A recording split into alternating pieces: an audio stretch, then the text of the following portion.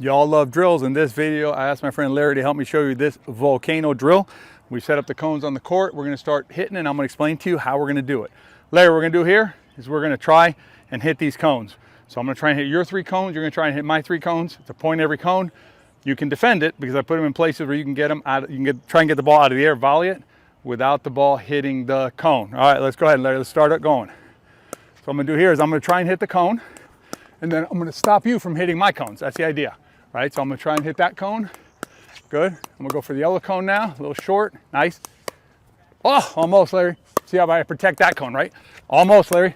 And then the idea is, as I'm, oh, good one. And if I make a mistake, that's a point as well. So I can't miss. So it's 1-0, Larry. Larry is a master dinker, though. Almost. Should have defended it better. Nice. Oh, how did I miss that, Larry? Missed it again. All right, here we go. 2-0, Larry. Here we go. Whoops. That was a bad dink, Larry. That's why we're doing this. Almost.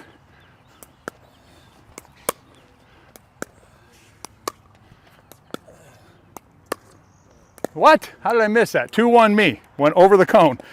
One of the things you can do in this drill is you get to work on your volley dinks because you're trying to protect the ball from going too deep. 3-1 you, Larry. No point there. Almost, Larry.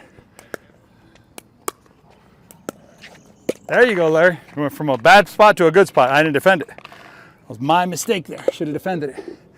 And that's a good example too, Larry, of where it forces me not to let the ball get behind me, you know, or it changes your mindset. What? Did I finally hit a cone?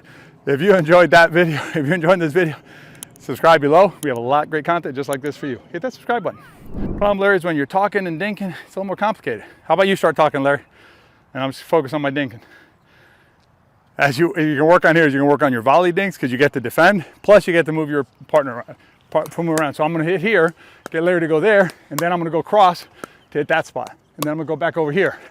And my idea is to get him to move and stress him to open up the cone. And then I go cross. How did I miss that one, Larry? I don't know how many times I got next to that cone. That should be point me, Larry. I'm gonna take the point for that one. It's a pop-up. 3-2. You can also add that in if you want. If it's a pop-up. Oh, see there, I'm defending it because I was gonna hit it. Defending. So you're trying to work on your volley dings as well as your accuracy, which apparently I can't buy a cone right now.